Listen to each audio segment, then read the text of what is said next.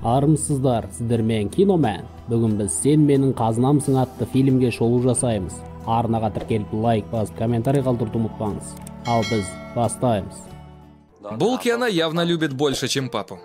Менеджер Джешик әртіс қыздың бірі кешігіп жатқанына қатты ашуланады. Оның үстіне қыздар оның рұқсатынсыз көлікте темекі шегіп отыр. Арада бірнеше минут өтті, оған полициядан хабарласады. Джейон әртіс көйлегімен тайып кетіп мерт болған. Ер адамға қыздың заттарын беріп отбасына тапсыруын сұрайды. Бірақ марқұмның тек 7 жасар қызы бар. Оның ұялысына тек бастығынан келіп түскен қоңыраулар бар. Ер адамды нәжістің бөлшегі деп сақтап қойған. Джешик қыздың өлмей тұрып қарызын қайтармағанына қапалы болады. Ол әртіс қыздың үйіне келеді. Үйдің іші лас, заттар жан-жақта шашылуда. Кенет әжетханадан кішкене қыз шығып қабырғаны ұстап жүреді. Қыз қонақтың келгеніне мән берместен үстел үстінен қаптамадағы тәтті нанды алып, үстел астына кіріп жей бастайды. Джешик кішкене қызды амандаспаған үшін айыптай сөйлейді.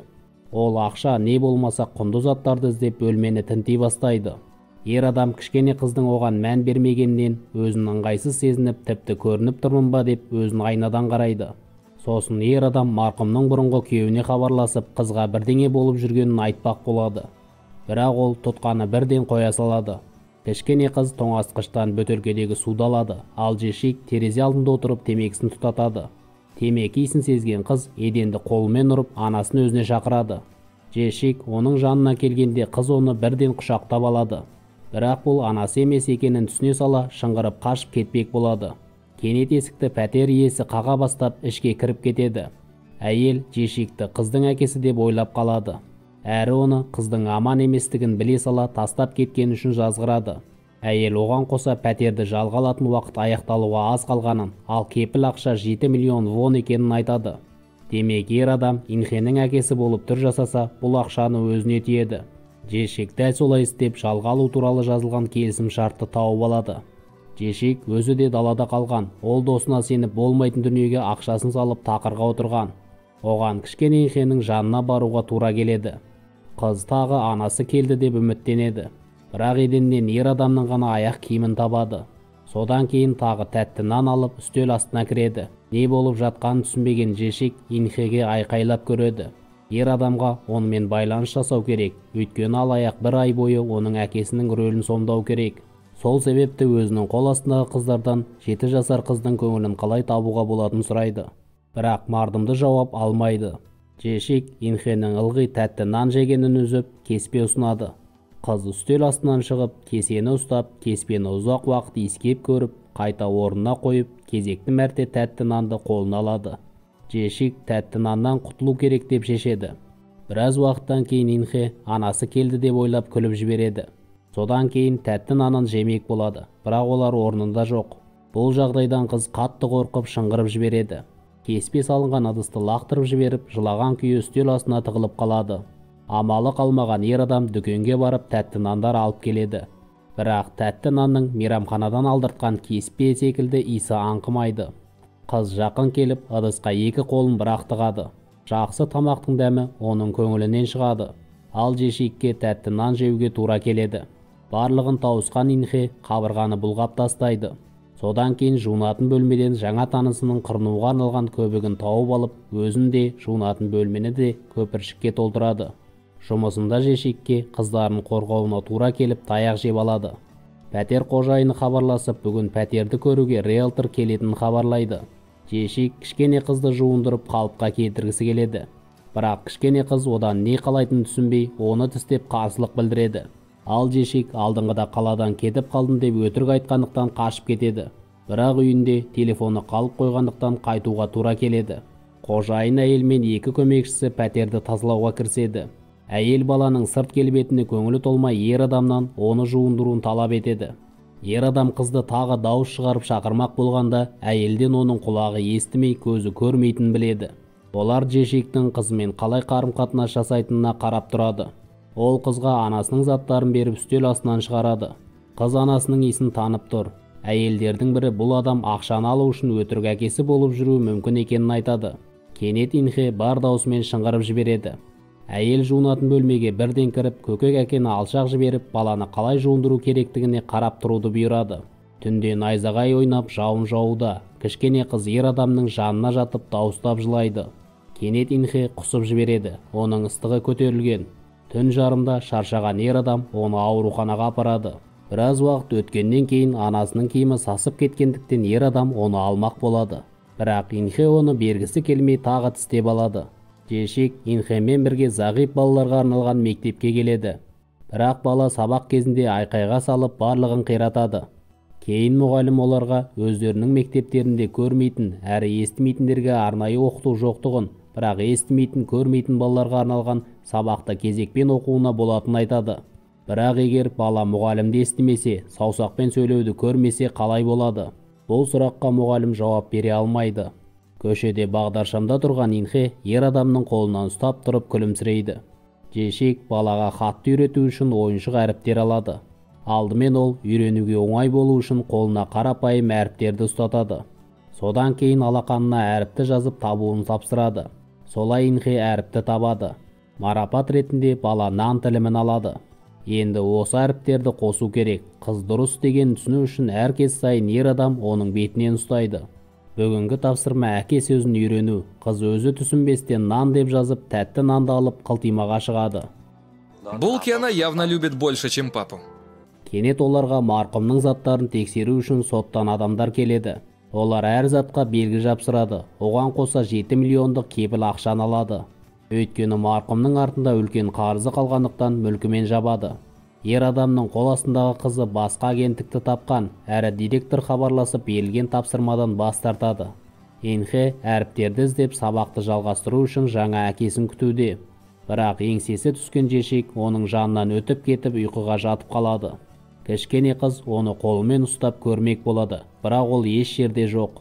Кейін Жешиктен директоры қарызының кесірінен бизнесін тартып алып, адамдар көзінше жолы болмағыш дейді. Кешке ол бақталасының қол астындағы қызға тиісіп тұрғанын көріп ұрып тастайды. Бірақ қыз нақұрыспен қалуды ұйғарады. Кешке банктен Жешиктің есебі жабылғаны жайлы хат келеді. Ер адамның әмиянында ақша жоқтың қасы. Солай ол марқұмның телефонын ақтарып отырып, әпкесімен алмасқан хатты табады. Марқұмның әпкесі одан 30 миллион қарыз қалған. Ол ауылдық аймақта тұрады. Солай Жешик жанына Инхені ала сала қарыз әйелді іздеуге аттанады. Ол әйелдің суретін қағазға басып алып, жергілікті халықтан сұрастыра бастайды. Ер адам көлігіне оралып, Инхенің қашып кеткенін көреді. Қызды іздеп жүрген ер адамды қарт кісілер шақырады. Қуанышты Инхе олардың жанында отырып күшікті сипалауда. Жомарт қарттар қалалықтарды тамақтандырып, үйлеріне түнеп шығуға шақырады. Бірақ есесіне Жешикке жақсылап еңбек етуге тура келеді. Ол бұлай ешқашан шаршаған емес, марапат ретінде оларға жұмыртқа мен картоп береді. Ер адам актрисалардың бірімен сөйлесіп жатқанда Инхе картопты мыжып дәмін татады. Оны біраз шайнаған қыз аузынан алып ер адамға ұсынады. Бірақ ол баланың әрекетін бағалай алмайды. Келесі күні олардың сапарлары жалғасады. Инхенің су ішкісі келеді. Бірақ жақын маңда дүкен жоқ. Сол себепті ер адам бірнеше қарбызды бүлдіріп ұрлап алады. Оның бұл әрекеті бақылау камерасына түсіп қалады. Инхе дәндерді әкесінің бетіне түкіреді. Оған қоса қыз қарбыз деген сөзді жазып үйренеді. Кейіпкерлер өзен маңында көңіл көтеріп жүргенде бақша иесі келіп ұрыны сөгеді. Оның қолында дәлелдер бар. Егер ер адам бүлінген қарбыздардың ақысын өтемесе, қиындықтарға тап болады. Епсіз ер адам тағы зейнеткерлермен күнін өткізеді. Инхенің сыртқа шыққысы келеді, бірақ сыртта жауын жауып тұрғандықтан Жешик бас тартады. Дегенмен ер адам келісіп, мылқау зағип қыздың артынан қол шатыр ұстап жүгіруде. Инхе жаңбыр тамшысымен балшықты ұстағанына қуануда. Ауыл басшысы осы түні екеуін қонақ етеді. Инхе Жешикті тағы балапан секілді тамақтандырмақ болады. Үй иесі ер адам қызға қатты ұнайды деп шешеді. Өйткені оның ауру анасы жақсы көретін адамына осылай жасаған. Кейін марқұмға қарыз оның әпкесі емес, алаяқ екені анықталады. Жешик басшының қызынан ауылда жұмыс бар ма деп сұрайды. Ақысы аз болса да ауылдан үнемі жұмыс шығады. Оған қоса олар қонақ бөлмеде тұра алады. Балалар Инхеге балапандарды ұстатуға алып келеді. Қыз қатты қуанып балапан деп жазуды үйренеді. Бала үнемі табиғатта жүріп қоршаған ортамен танысуда. Жешик те бақытты көрінеді. Басшының қызымен олар бірге кафеге келеді. Әйел қызға қарбыз бейнеленген киім сыйға береді. Бұл сыйлық әлемді ұстау арқылы танитын қызға қатты ұнайды. Бірақ бақытты өмір Жешекті бұрынғы директоры тауып алып, алысқа апарып ұрып тастаған кезде бітеді. Әрі ол жаңа құрбысымен баланы пайдаланып қорқытады. Жешек оларға көп ақша қарыз. Әзірге олар 2 миллионға бағаланған көлігін алады. Апта ішінде қалғандарын қайтару керек. Ер адам жоқ кезде басшы Инхені бір жаққа алып кеткен. Бірақ олар әшейін қыдырып жүрген болады. Жешек басшының ақшаны қайда сақтайтынын біледі, бірақ оны алмайды. Түнде балақай әкесінің бетінен ісіген жерді ұстап көріп үрлейді. Сол сәтте Жешектің көзінен жас кетіп бұл сөзді балаға үйретеді. Азанда қонақ бөлмеде олар болмай шығады. Жешек вокзалда тұрып қыздың әкесімен сөйлесіп кездесу белгілейді. Бірақ ол өзін мазаламас үшін тізерлеп тұрып ақша ұсынады. Кейін Нақұрыс оларды қуып жетіп балаға ойыншық ұсынады. Бірақ қыз оны қабылдамайды. Жешек пен Инхе теңіз жағасына келіп марқұм анасының күлін шашуда. Қуанышты қыз құмда жүгіріп әкесімен көңіл көтеруде. Келесі күні олар көмек беру орталығына келеді. Жешек Инхемен қоштасу үшін жақындайды. Здесь тебе будет лучше, чем со мной. Ер адам қыздың сүйікті тәтті нанын жеп отырғанына қарап тұрып кетіп қалады. Кейін Инхе ең жақын адамын таппай мазасызданады. Ол ойыншығын тастай сала қабырға бойымен жүріп есікке тіреледі. Инхе әкесі оралар деген үмітпен есікті қағып айқайлай бастайды. Жешек оның көз жасын көтере алмай құшағына алады. Ептігін басқан балақай сабырға келіп, ер адамның алақанына жас деп жазады. Балақай өзінің басын ұрып, аты қалай жазылатынын сұрауда.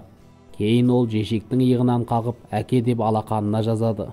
Оңтүстік Кореяда 5 мыңнан 10 мыңға дейін мылқау зағип адамдар өмір сүруде. Фильмді шығарған адамдар осындай ерекше адамдарға арналған заң шығады деп үміттенуде. Арнаға тіркеліп лайк басып комментарий қалдыруды ұмытпаңыз. Сіздермен Киномен.